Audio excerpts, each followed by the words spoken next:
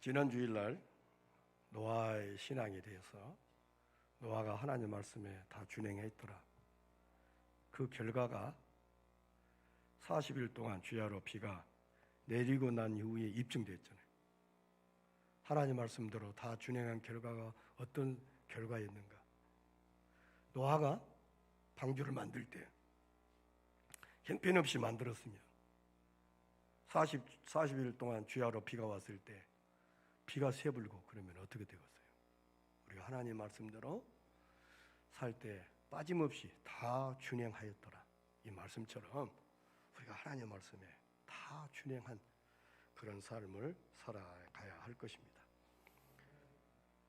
오늘은 2021년 맞는 성령 강림절인데요. 사도행전 1장 6절로 8절의 말씀을 통해서 성령이 너에게 임하시며 이런 말씀입니다. 한번 따라 합시다. 성령이 너에게 임하시며. 예수님이 하늘로 승천하시기 이전에는 성령이 제자들에게 임하지 않았습니다. 왜냐하면 예수님이 그들과 항상 함께 하셨기 때문입니다. 그러나 지금 이 자리에 앉아있는 우리에게는 성령님이 항상 내주하고 있습니다.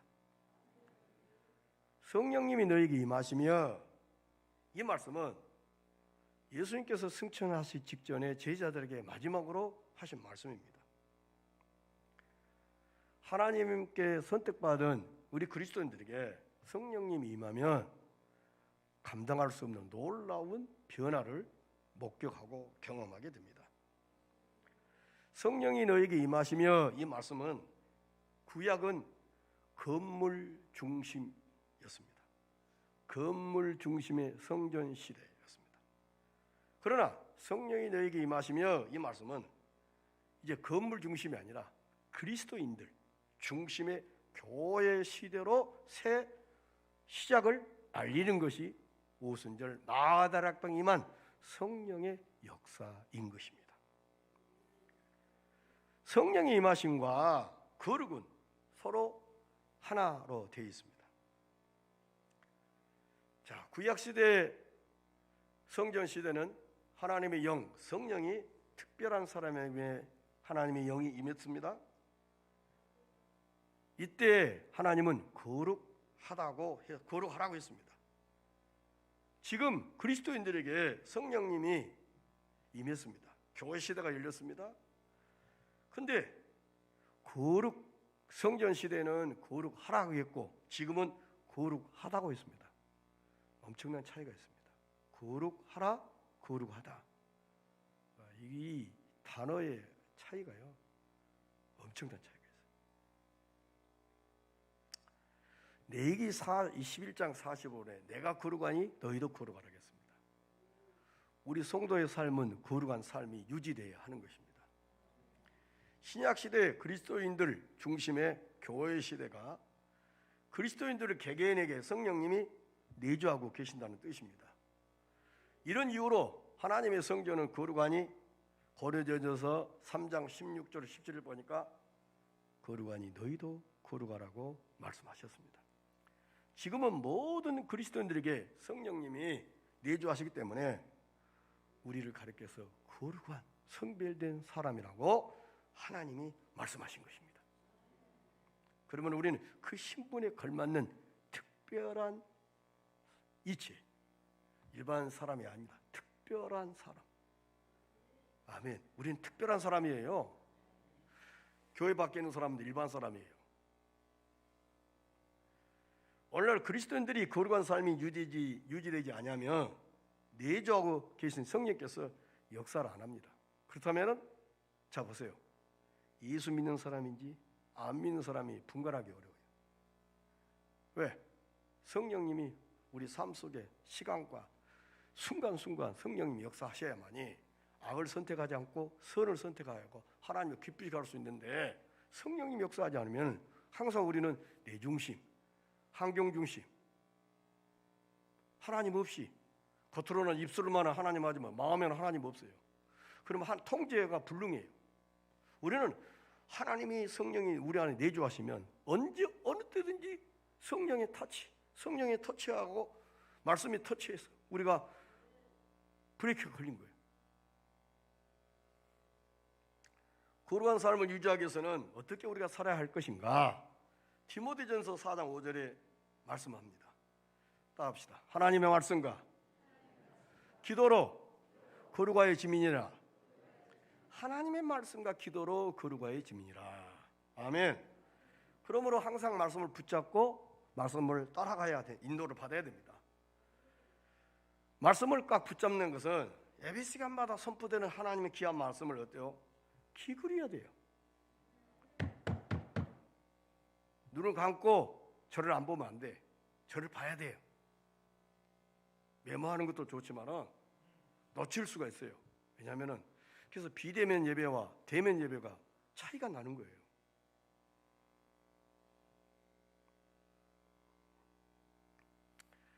자신이 읽는 말씀에 마음을 기울여야 돼요. 내가 지금 읽는 이 말씀이 무슨 뜻일까? 오늘도 이 말씀 속에 어떤 하나님의 뜻이 담겨 있을까? 그렇게 우리가 하나님 앞에 귀를 기울이고 하나님의 뜻을 헤아리기에 힘쓸 수 있는 저희들이 삶이 되어야 할 것입니다.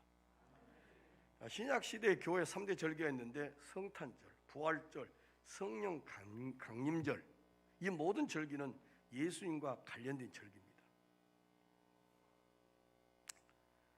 이런 그 절기를 우리가 잘 이해를 못하고 그러니까 그 절기를 맞이해도 감격과 기쁨이 어때요?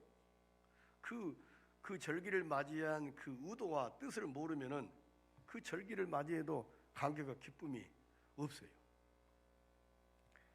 자, 우리는 성령 강림절보다는 추수감사절 혹은 맥주감사절은 우리가 잘 우리가 알아요. 근데 성령 강림절은 저도 어릴 때 성령 강림절은 여러분들 어릴 때 성령 강림절을 들어보셨어요? 맥주감사절, 추수감사절은 자, 구약의 3대 절기가 유월절, 맥주절, 추수장절이거든요. 그리고 선교사님들이 오셔서 미국에서 오신 선교사님이 많으니까 미국에는 추수감사를 대대로 지키잖아요. 그러니까 우리나라에도 맥주감사, 추수감사절은 이게 뿌리를 내렸는데 성령 강림절은 조금 터치를 더 했어요. 그래서 한국 교회가 성령 강림절에 대해서는 좀 희박해요. 그러면 구약 시대의 성령의 임하심과 오순절의 성령의 임하심은 어떤 차이가 있느냐 하는 것입니다. 구약 시대의 성령의 사역은 특별한 임무를 위해서 특정한 사람에게 일시적으로 성령이 임했습니다. 그러면 그 성령이 그 어떤 특별한 사역을 감당하고 끝나면은 성령이 또 떠났습니다. 출애굽기 31장 그 성막을 만들 때 이야기입니다. 하나님 영은 그에게 충만하게 하여 지혜와 총명과 지식과 여러 가지 재주 이렇게 말씀하셨습니다. 또한 하나님의 영이 그를 움직이기 시작하였더라. 하나님의 영, 성령이 임하기 전에 가만히 있었는데 하나님의 영이 임하니까 그때부터 하나님이 원하는 어떤 모습으로 움직이기 시작하였더라. 그러니까 구약에는 하나님의 영, 성령님이 어떤 특별한 사람에게 특정한 어떤 업무를 위해서 임무를 위해서 임하였다가 그 일이 끝나면 성령이 떠나버려요. 신약 시대의 성령의 사역은 전혀 다릅니다. 오순절 성령께서 강림하신 이후로 그리스도인들에게 한 번 임하신 성령은 절대로 우리를 떠날 수 없습니다. 끝까지 우리가 죽는 날까지 성령님은 우리 안에 내주하고 계십니다. 아멘. 예수님께서도 우리 장로님이 강구하실 때도 그랬지만은 예수님이 우리 곁을 떠나는 것이 유익이라고 그랬잖아요. 그리고 보혜사 성령님을 보내주신 것이 바로 오순절 성령 강림절입니다. 자, 성령 강림절은 예수 그리스도의 구속 사역의 완성되는 안결입니다. 성탄절은 인간의 죄 문제를 해결하기 위해서 사람이신 말씀이신 하나님이 육신을 몸을 입고 이 땅에 오신 날이고요. 부활절은 우리의 죄 문제를 해결하기 위해서 육신의 몸을 입고 오신 예수님이 십자가에서 우리 죄짐을 지시고 죽으시고 3일 만에 부활하신 사건입니다. 성령 강림절은 부활하신 주님께서 승천하시며 그의 영을 보내주시겠다고 약속하셨는데 그 말씀에 따라 성령께서 오시는 날입니다. 그렇기 때문에 예수 그리스도의 구속사역이 어때요? 완결된 것입니다. 에베소 2장 1절 말씀과 같이 허물과 죄로 죽은 우리를, 이 허물과 죄로 죽었던 말은 하나님과 우리 사이가 분리됐다 이런 것입니다. 그래서 성령을 보내주셔서 분리된 우리, 이탈된 우리를 하나 되게 하시기 위해서 성령님은 역사하신다는 것입니다. 2000년 전에 예수님께서 성령이 너에게 임하시며 이 말씀을 하실 때는 오순절날 성령 강림 사건을 염두에 두고 주님이 말씀하신 것입니다. 오순절 성령 강림 사건이 인하여 신약시대 교회가 이제 출발하게 된 것입니다. 물론 구약시대는 삼위 하나님 성부 사역, 신약의 예수님, 그리고 이제는 오순절 이후에는 성부 하나님이 주 역할을 했다 이렇게도 이야기할 수 있습니다. 자, 성령이 너에게 임하시며 권능을 받고 땅끝까지 증인이 되리라고 말씀을 하셨습니다. 이 말씀은 이사야 32장 15절 말씀과 연관이 있고 이 예언이 사도행전 2장 1절로 4절에서 성취되었습니다. 자, 그러면 성령 강림 사건은 왜 중요한 절기일까?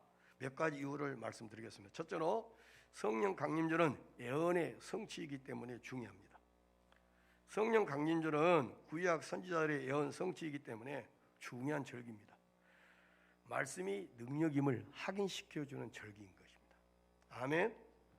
이사야 35장 15절에 마침내 위에서부터 영을 우리에게 부어주시리니 강야가 아름다운 밭이 되며 아름다운 밭을 숲으로 여기게 되리라 이렇게 했고요. 골로새서 2장 28절, 요엘서 28장 2장 28절 29절 보면 그 후에 내가 내 영을 만민에게 부어주리니 그때 내가 내 영을 남종과 여종에게도 부어줄 것이며 라겠습니다.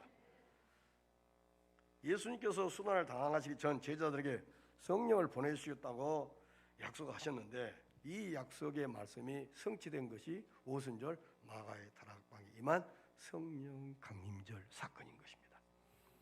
요한복음 14장 16절에도 내가 아버지께 구하겠으니 그가 또 다른 보혜사를 너희에게 주사 영원토록, 이 말이 중요해요. 영원토록 너희와 함께 있게 하시리니.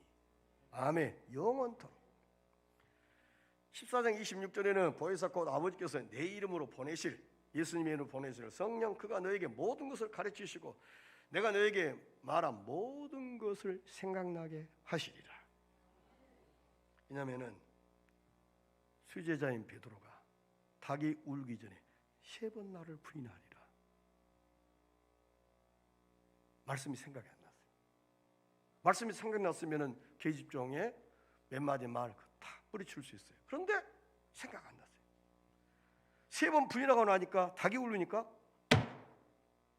세상에 예수님이 이런 말씀을 했는데 내가 그 말씀을 너무 쉽게 가볍게 취급하고 여겨가지고 이렇게 수제자인 베드로가 무슨 창피스러운 이 부끄러운 일을 계집종 앞에 당했거든요.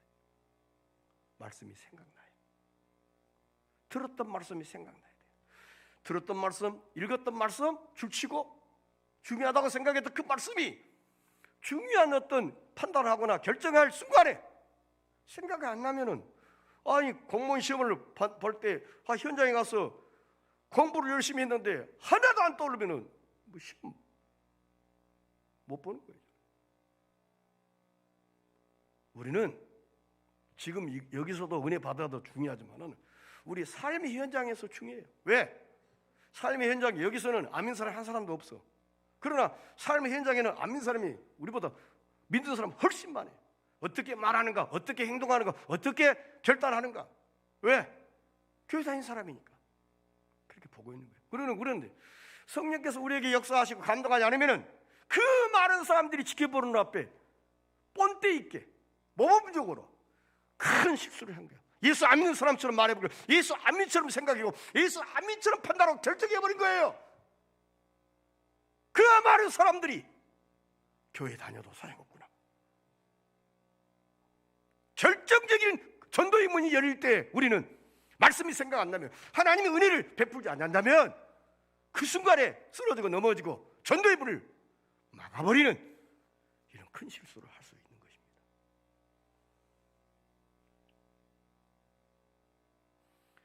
사도와 같이 모이사 저희에게 분부하 이르시되 예루살렘을 떠나지 말고 내게서 들은 바 아버지께서 약속하신 것을 기다리라. 요한은 물로 세례를 베풀었으나 너희는 몇 날 못되어 성령으로 세례를 받으리라 하셨느니라. 그리고 오순절날 성령이 너희에게 임하셨습니다. 두 번째 오순절 성령 강림 사건은 새 언약의 공동체인 교회 태동을 알리는 시작이기 때문입니다.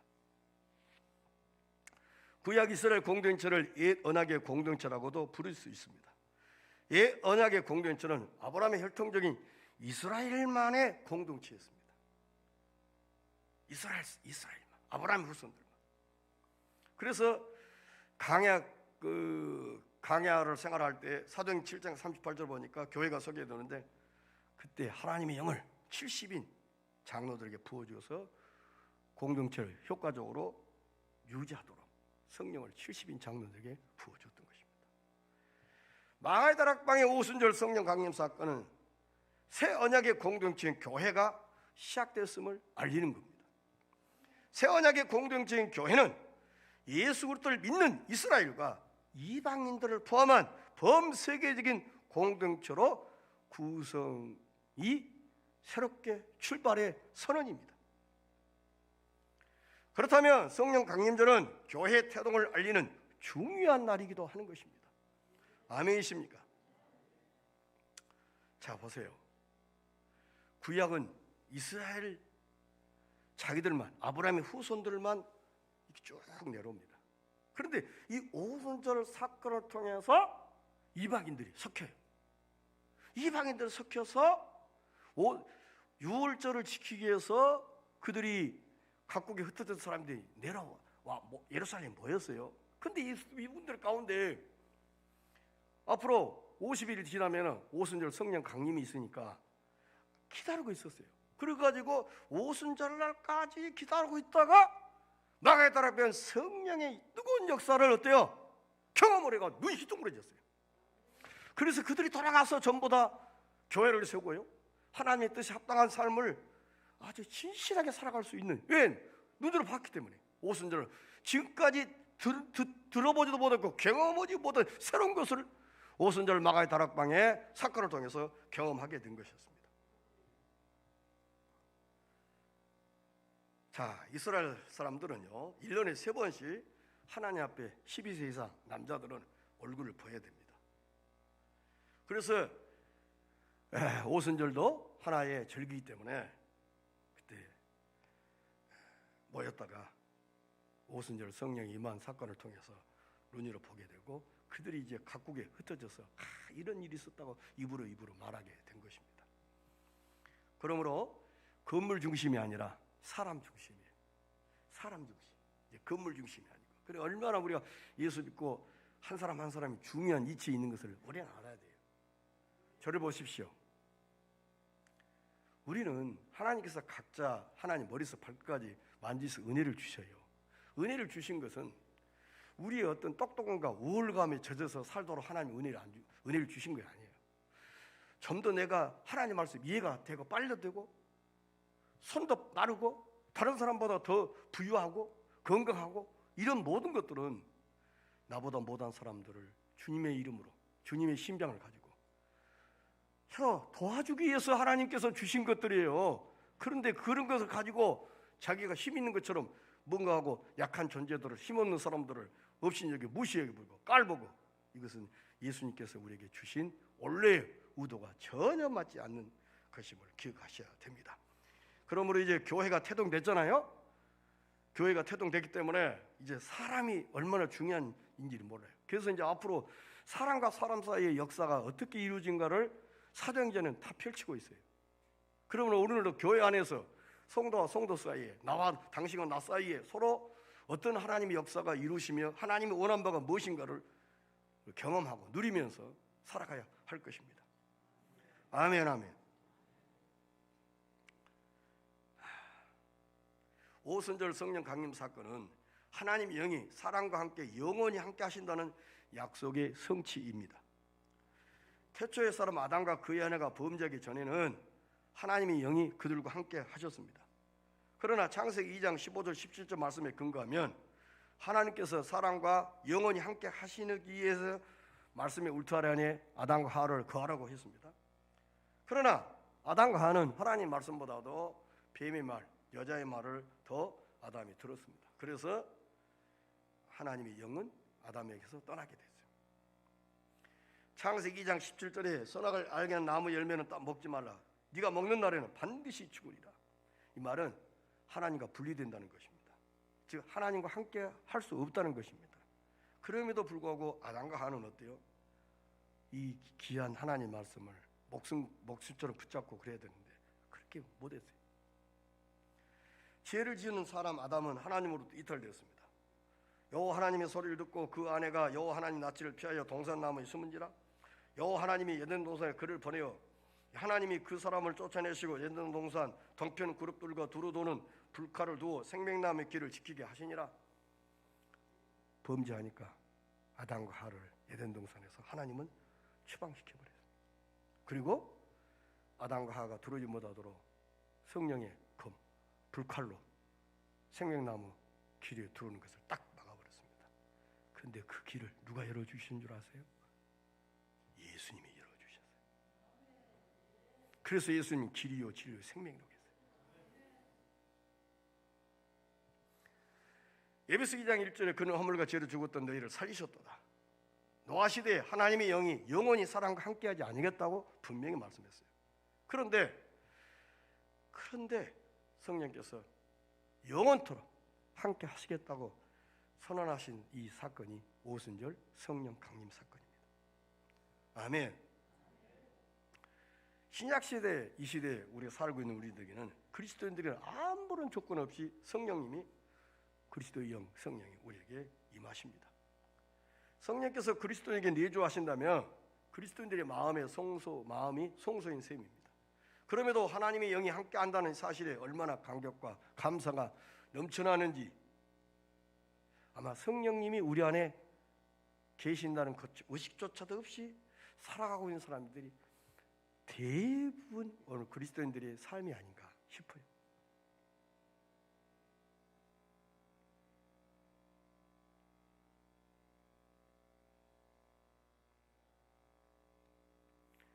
성령님이 구약시대에 어떤 특별한 사람에게 임했다가 떠나버렸어요. 근데 신약시대 오늘 이 시대 살고 있는 우리에게는 하나님의 성령님이 한 번 오셨는데 영원히 떠나지 않아요. 그분께서 말씀하셔요. 그분께서 감동하세요. 그분께서 눈을 열게 하시고 귀를 열게 하시고 입을 열게 하셔요. 성령님이 없으면 영적 세계를 볼 수 없습니다. 성령님 역사 아니면 귀를 열어서 말씀을 들을 수가 없습니다. 들어도 깨달을 수가 없어요. 이해가 안 돼요. 그런데 성령께서 깨닫게 하십니다. 우리 삶 가운데 적용하게 하십니다. 그러면 성령의 사람들은 어떻게 삶을 살아야 할 것인가 하는 것입니다. 성령이 너에게 임하시며 그랬잖아요. 그리스도인들 가운데 내주하고 계신 성령님은 그리스도인들이 악을 선택하며 근심한다고 합니다. 태초에 아담과 그 아내처럼 악을 선택함으로 나타난 결과가 얼마나 비참한가를 우리는 아담과 하와의 삶의 모습을 통해서 익히 압니다. 그리스도인들이 내주하고 계신 성령님을 근심시키지 않기 위해서 우리는 항상 선을 선택해야 하고 그래서 노력을 해야 되고 말씀의 울타리에 거하기 위해서 몸부림쳐야 됩니다.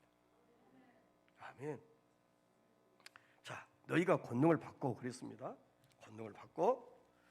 권능을 받는 대상이 언급됐습니다. 권능을 받을 대상은 너희입니다.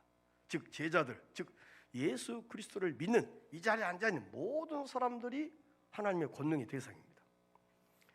자, 권능을 준다고 했는데 이 권능은 힘, 능력 그렇게 말해요. 힘이나 능력, 성령의 능력을 말합니다. 성령님의 인격이 하나님이기 때문에 우리가 가만히 있어도 저절로 모든 일이 알아서 다 해결해 주신 것이 아닙니다. 우리 안에 계신 성령님이 존재합니다. 그러므로 우리는 이렇게 성령께 도움의 손길을 내밀어야 됩니다. 어떻게 해요? 말씀으로 나의 연약함을 도와주십시오. 말씀으로 세상을 이길 수 있는 힘을 주옵소서. 요한복음 16장 33절에 보니까 내가 세상을 이겼노라 선언했잖아요. 우리는 그냥 세상에 져가지고 날마다 울거나 아이고, 그렇게 살게 해서 하나님 우리를 선택하시고 우리를 불러주신 것이 아닌데 말씀으로 죄와 싸워 이길 힘을 주십시오. 너희는 죄와 싸우되 피 흘리기까지 쉬우렸어요. 말씀으로 항상 선을 선택할 수 있는 선을 선택 힘을 주십시오. 말씀을 읽고 들을 때도 깨달아지게 도와주십시오. 말씀을 읽고 들었던 말씀이 기억나게 해주십시오. 요한복음 16장 14장 26절에 내가 너희와 너희에게 말한 모든 것을 생각나게 하시리라. 아멘. 생각이 안 나버려요. 참, 이거 저도 그러더라고요. 왜냐하면 오늘 있었던 일도 때로는 오전에 몇 시 무슨 일 했죠. 안 날 때도 있어요. 그런데 어제 했던 일, 그제 했던 일은 더 답답해 보여요. 제가 메모를 합니다만은 이렇게도 우리가 잘 기억이 안 날 수 있을까? 그런데 성령께서 기억나게 하시리라. 아멘. 말씀을 꽉 붙잡고 살 수 있도록 힘을 달라고 성령께 도움을 구해야 돼요. 그래야 능력 있는 삶, 그리스도인 삶을 살게 되는 거예요. 너희는 세상의 소금이요 빛이라는 말씀이 우리 주님이 마귀 사탄 앞에 세상 사람 앞에 우리를 소개할 때 떳떳하게 소개할 수 있을 만큼. 아멘. 그러므로 성령의 도우심이 필요한 거예요. 성령의 능력이 필요한 거예요. 둘째로 내 증인이 되리라고 그랬습니다. 여기서 예수 그리스도의 증인이 된다는 것은 더 쉽게 말하면 말씀의 증인이 된다는 뜻입니다. 증인, 증거, 증명 이 단어들은 목숨을 걸지 않고는 이 단어를 해석할 수 없고 이해할 수 없는 단어들이에요. 왜냐? 천하보다 귀한 생명 대신 천하보다 귀한 생명을 구원하기 위해서 예수님이 자기 목숨을 우리를 위해서 주셨지 않습니까? 그걸 우리는 증인, 증명이라고 합니다. 증인의 삶은 생명을 내걸어야 됩니다. 하나님께 주신 건강도 시간도 물질도 재능, 즉 달란트도 어때요? 하나님께 다 투자해야 됩니다. 그럼 내 증인이 되라는 명령은 여러 가지 의미가 있는데요. 첫째로 예수 그리스도에 관하여 보고 들은 바를 전하는 것 그대로. 예수님은 하나님이셨는데 말씀으로 존재하셨고 2000년에 사람의 몸으로 오셨고 십자가에 죽으시고 3일째 부활하시고 승천하시고 다시 오신다고 한 분이 예수 그리스도이고, 또 다른 사람의 생명을 구하기 위해서는 어떤 면 나의 생명도 걸어야 한다는 뜻이 증인 노를 한다는 것이고, 증인이라는 말씀이 순교자라는 뜻도 있습니다.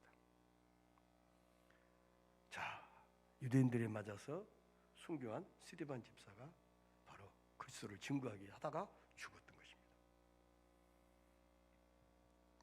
요한복음 12장 24절에 내가 진실로 너에게 이르노니 한 알의 밀이 땅에 떨어져 죽지 아니하며 한 알 그대로 있고 죽으면 많은 열매를 맺는다고 했습니다.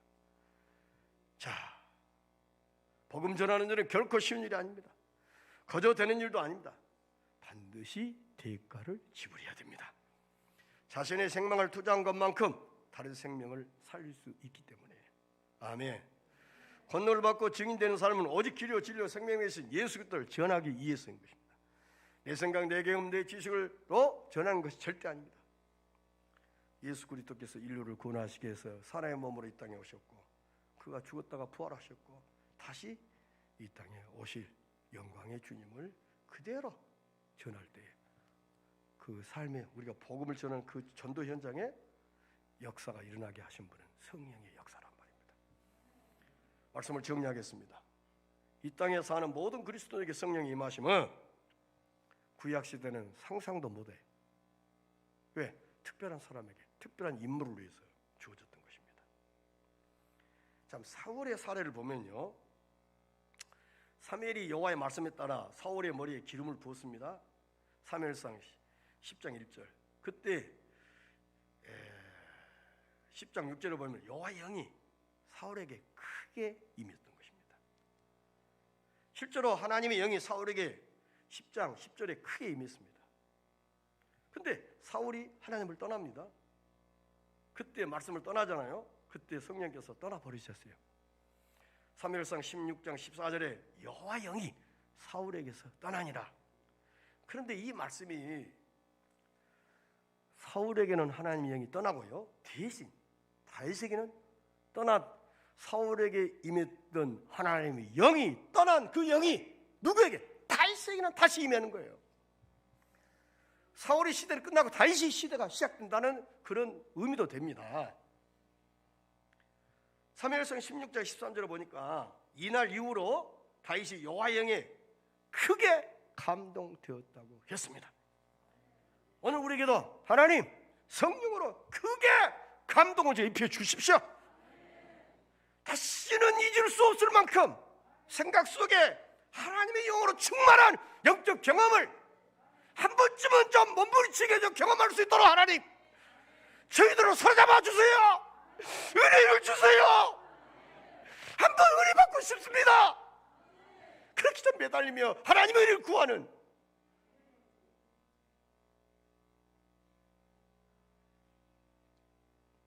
신약시대 임한 성령님은 떠나지 않는다고 그랬습니다. 그러므로 우리 안에 계신 성령님이 내주하고 계신다는 사실을 생각할 때 대수롭게 생각해야 돼. 단 이 시대에는 우리가 성령이 우리가 내주하고 계시지만 우리의 삶이 거룩한 삶, 말씀과 일치한 삶이 유지되지 않다면 성령님은 우리 안에 계셔도 가만히 계셔요. 우리 마음대로 하도록, 쉽게 말하면. 그리고 우리 마음대로 하니까 하나님의 보호가 없죠. 하나님의 인도가 없죠. 하나님의 지켜주심이 없죠. 그리고 얻어 터지는 거예요. 세상에 터지고 질병에 터지고 경제로 터지고 자식에게 터지고 아내에게 남편에게 터지고 친척도 터지고 온 동네에서 터져요. 괴로워 죽겠어. 아닙니다. 거룩한 삶을 유지하기 위해서 어때요? 항상 말씀을 붙잡고 말씀의 인도를 받아야 돼요. 아멘.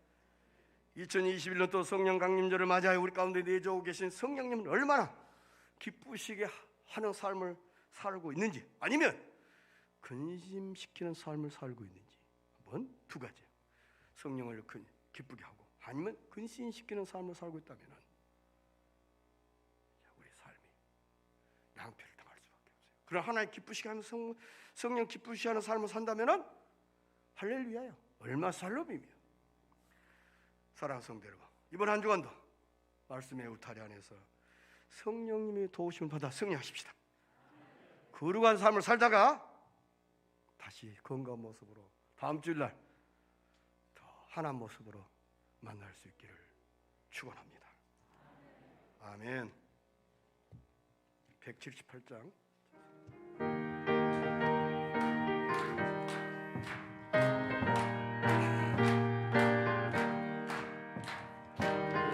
풍성한 하나님, 예.